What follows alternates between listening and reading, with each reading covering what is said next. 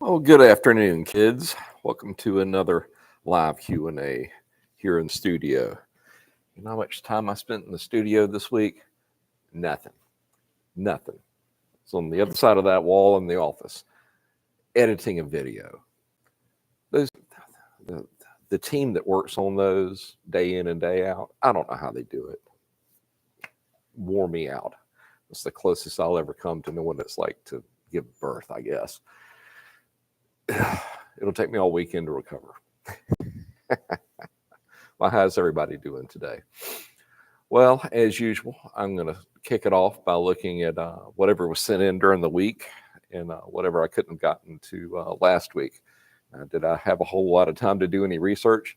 Not really, because I just finished that, or almost finished that video, not more than about 10 or 15 minutes ago, then ran in here to set up.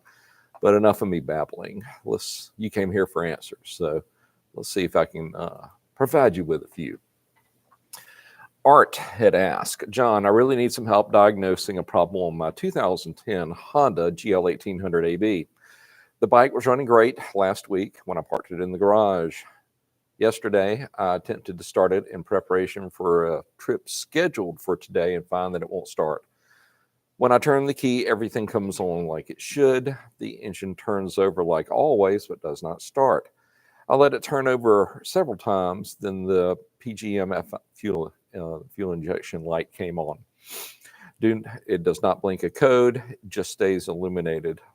What else can I test to determine the problem before buying very expensive parts? Well, I think you're already zeroed in on it. When a machine won't start, I mean, that can mean several different things. Usually it could be just a switch or a neutral indicator or the clutch switch or something like that, but yours is spinning over. So I don't think it's anything on the starter side of things, because you're getting that to happen. The one thing that I think you need to listen for is, and I've seen this happen, is the fuel pump. Do you hear it at least turning on for just a couple of seconds when you first flip on the key and priming up? It's not that tough to get to, although you have to pull your seat, and there's like, is there 4 or just 2? No, there's 4 8mm Allens that go in where those lift handles are on your seat. You can lift it up and get to it. I would be curious to make sure that you've got voltage going to your fuel pump, because just my gut tells me that's probably what's going on. Maybe the pump has finally failed. Could be just a fuse on it. I kind of doubt that. But when fuel pumps fail like this, or if they fail, it's usually after they sat for just a matter of days. If that doesn't have to be that long, but when that initial surge comes in there and they're spooling up the pressure, that's when they will fail. So it probably rode fine just coming in. Shut it off all as well. Crank it back up. Like I said, that the surge comes in and fries that little motor in there. So that's going to be my guess. I will be very interested to know if that's going to be the case, because the more feedback I can get back from y'all as to whether I'm right or wrong, 2 things. It helps me zero in till we finally find it. You can ask Chris Rhodes about that. It took us a few back and forths to get one of his problems straightened out. And plus, it either verifies or knocks out an opinion I may have as to what the solution was to your problem. So take a look at your fuel pump and then get back with us. And I think you sent your question in on our email address. So if you would, just send us another and let us know what you find. Check for the voltage. Well, listen for it first, then check to make sure you've got voltage going to it. And then we can plan accordingly. All right, next, Thomas Ernie asks, hi, I'm restoring a 98 YZ250WR. It won't start, but does backfire. Would it be a CDI unit? Are WR CDIs compatible with other CDIs? I kind of doubt it. I doubt that it's your CDI, but because it is sparking, otherwise it wouldn't be backfiring through there. So I don't think that's the problem. Memory serves, a 98 250 WR is a 2-stroke, and it's been sitting for a while. So I would pull the reeds and make sure one of them hasn't broken. So it's probably just trying to fire right back, because that's pretty much your engine's valve. It's supposed to let fuel and air come in one direction and not let it go back the other way. So if it's got a crack in it, or the reeds are weak, it'll do exactly what you're talking about. Terrell had asked me, 2011 season speeder 150 jet boat. I don't think I know this one, but I'll give it a shot.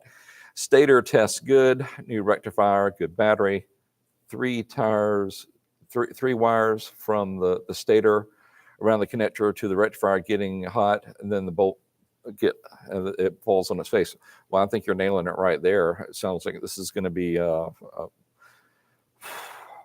something's causing those wires to get hot. So my bet would be it's probably something in the harness, given its environment, that happens. So if it's got any corrosion built up in there, that's going to put your resistance through the roof, and hence your amperage through the roof as well. So I would start picking around on the harness itself. Dan Mercer, a question about an 03 V-Star 1100 making a dragging noise when pushing or routing. It's not a complete revolution makes a noise on the half revolution. All right, that is a belt system on the 1100, if I remember correctly. I would wonder if you've got a little bit of uneven wear on your belt, so it's probably time to swap it out. When you do so, make sure that you clean your front and rear sprockets thoroughly, as to there isn't any buildup on there, because you want it to break in pretty much on a really clean surface. Now, I have run into a case, it was on a V-Star, but I can't remember which CC it was. It made this chirping sound over and over again. And the only way we were able to fix this is we ended up having to replace the rear pulley, because even with a new belt, it was still making that sound, and we ended up replacing a pulley on it. Real pain in the butt. All right. What else do we have here? Massive overkill. I think he'd asked me last week, and I didn't have time to read these. I'm sorry, guys. Hey, John, if you have time and your YXZ has a stock oil tank, try using an RMAX dipstick and see if it gives you more accurate readings for instead of that silly YXZ stock one. Hey, I'll be down for that. I wish I would have already read it. If that was the case, I would have already ordered it. But sure, I'll take a look at it and give you my opinion.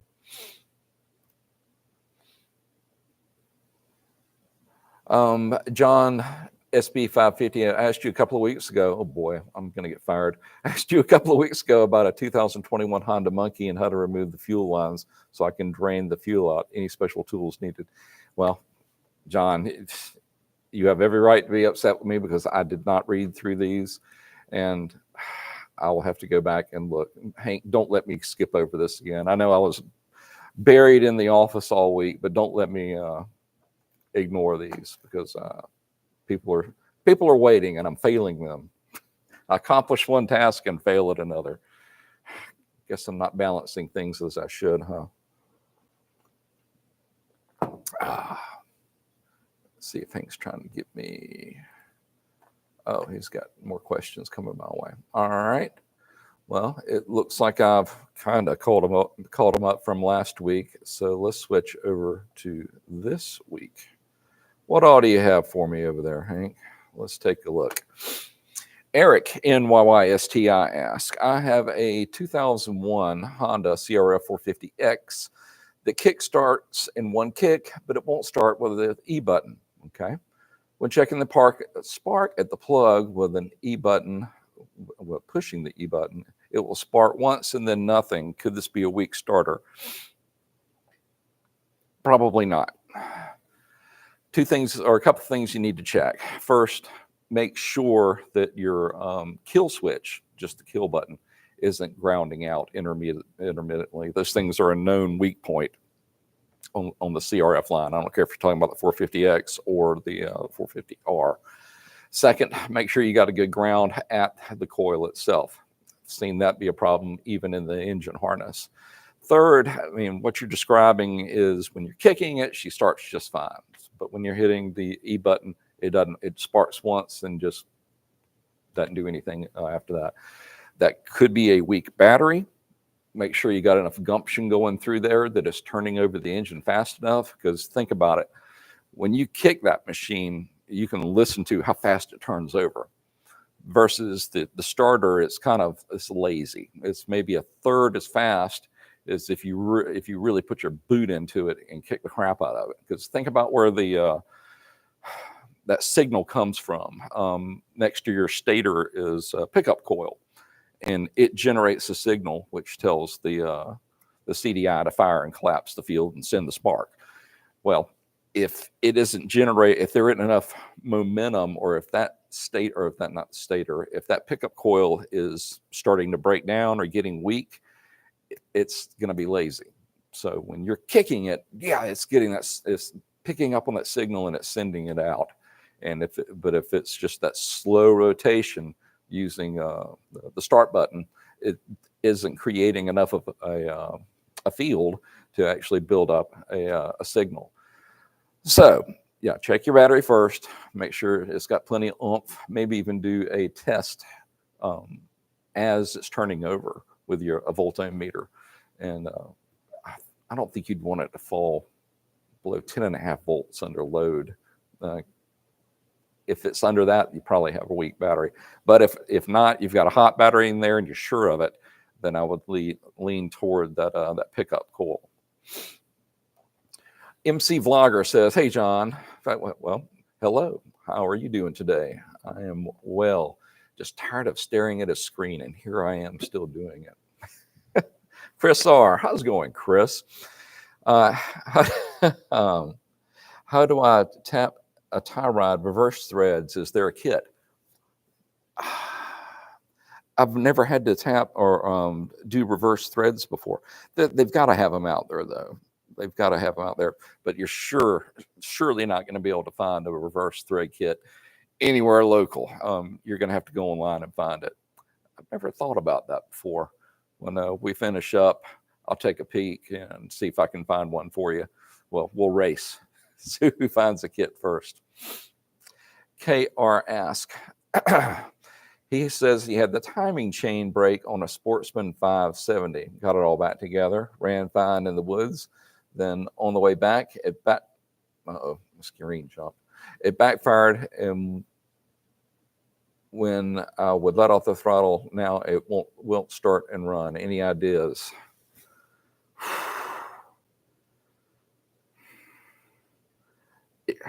Honestly, KR, it sounds like you may have jumped time. When you went in there and put it all back together, you put in a new chain, did you also go ahead and replace the guides as well as the tensioner? I kind of hope so, because I think she may have jumped time on you. But one way to know, pull your inspection windows, bring it around to top dead center, and see where things line up. But my initial prognosis is, it probably jumped time by a tooth. Jeffrey Hinman asks, my bike has an idle, is jumpy. It's an 06 GSXR 750. Every sensor is set, and it intermittently will flutter the STVA. It'll nudge the fast idle, causing the idle to jump. I set the STPS to fast idle in between 0.025 and 0.35 within idle, and then the TPS and the STVA open and unplug the engine, unplugged with engine off key on, and it doesn't vary more than 0.025 to 0.35 on the throttle TPS, which is how you set fast idle. Yes, I'm stumped. TPS is in the middle line, even checked with the voltmeter, and it is 1.11. STS is set to 0.6061. With STVA closed, man, we're getting all kind of initials here. closed and idle is at 1300. Still gets a jumping idle. Clutch switch works fine. I'd appreciate some input, sir. Also rebuilding an 04 Honda CBR 600R for a friend, and your videos were great. Well, thank you, sir. But you gave me a whole bunch of information to look at it, and I think you've definitely got the throttle position sensor set where it should be, and yet it is still jumping idle. So I think you may be chasing the wrong thing here. When something doesn't idle correctly, 9 times out of 10, it could be the throttle position sensor, of course. But in other engine terms, I've also seen them fluctuate like that when they don't have a correct vacuum. And when I say that, or they have a vacuum leak. So I would be curious, especially that being an 06, she's over 18 years old now, if you've got some type of leak that is making it kind of hunt just at idle. So without setting the machine on fire, maybe use some brake cleaner as it's idling, just spray around your boots and make sure she's not pulling air from somewhere it should not. I'll be curious to see if that brings out anything. I will read through your stuff again as far as all of your settings, and then I will review on the website all those values. But in between now and next week, take a peek and make sure you don't have a vacuum leak somewhere that's causing that engine to hunt back and forth. Sound like a deal? Another one I don't need to forget about next week, Hank. Bring it up on Monday's meeting. John, here's the ones that you cannot skip over or can ignore. So I'll put the onus on you, Hank. Paul Gravinsky, how's it going, Paul? Oh my, OMG, I finally made it after a few weeks. How's the new shop? I love it. It's a quantum leap better than the previous studio, and the last studio wasn't bad.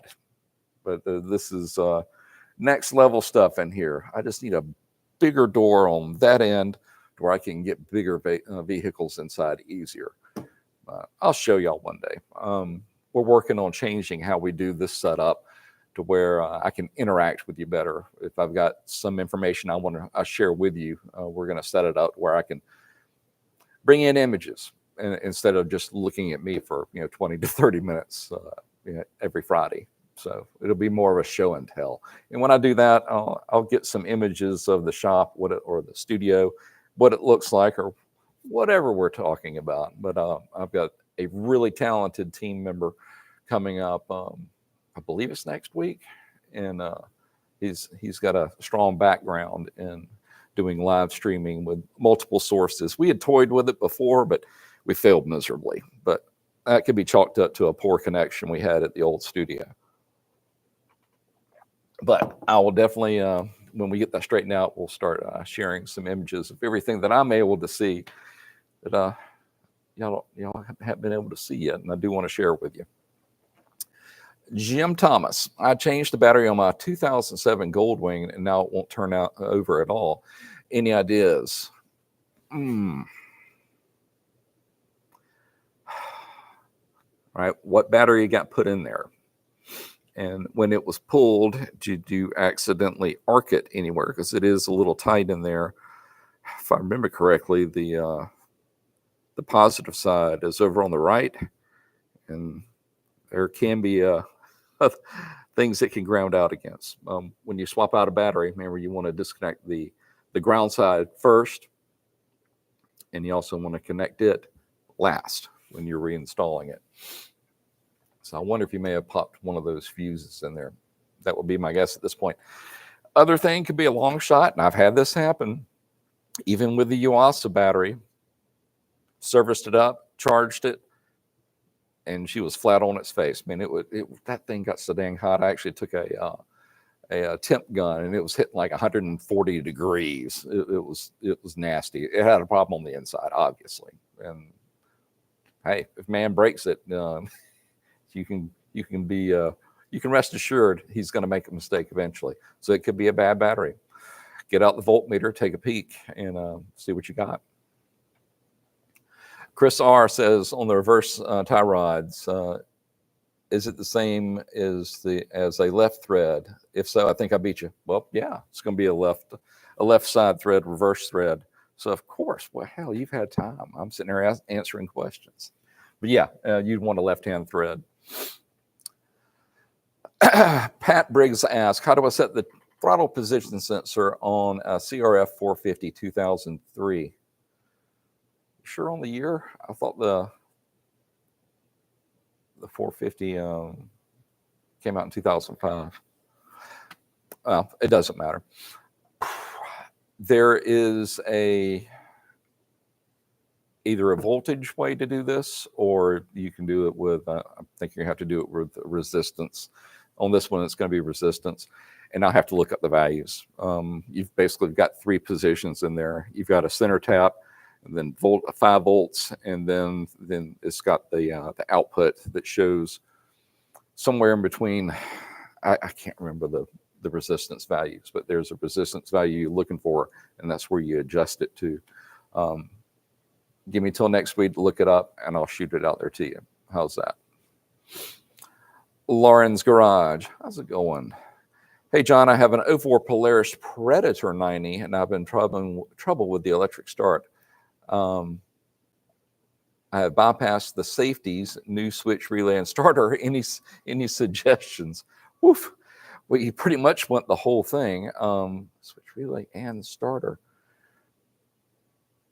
All right. Well, there's one side of the equation that you haven't mentioned. Have you checked your grounds?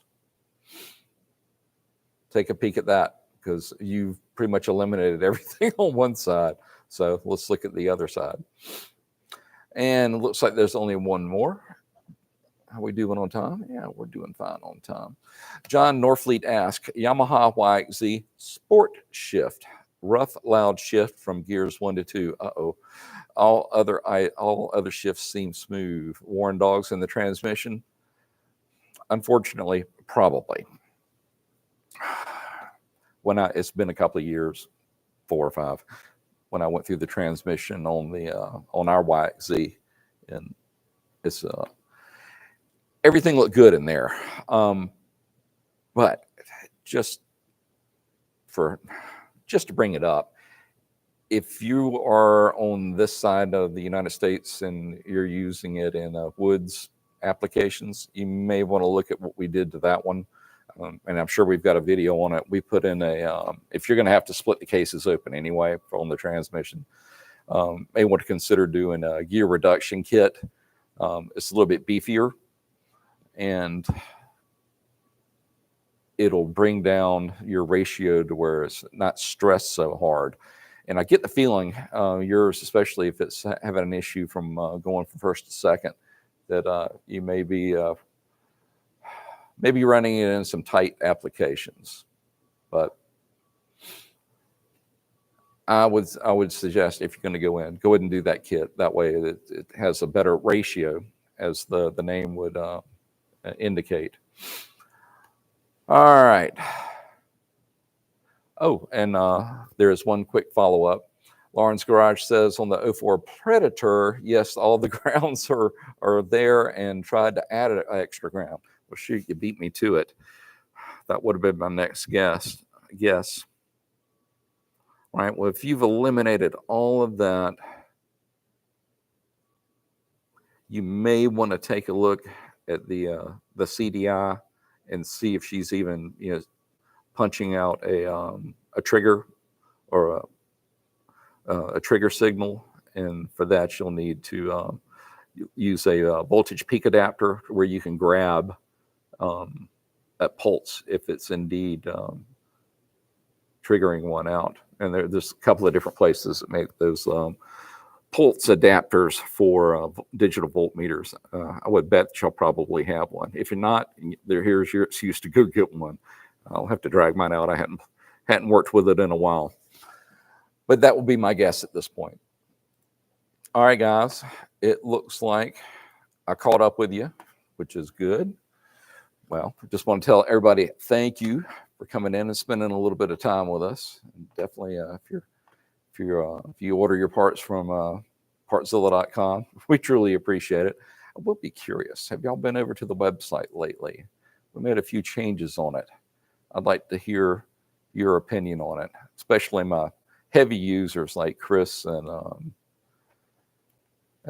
Paul Gravinsky. Go do a couple of searches now and tell me what you think. The web development team has been working their butts off to make some pretty good improvements on it. I'd like to hear what you have to say about it. I think y'all both have the Ask Partzilla email address. Send your comments over there. Well, once again, everybody, thank you for spending a little time with us. Everybody have a great weekend, a great week, and God willing, we will do this again this coming up Friday at 3. Y'all take care.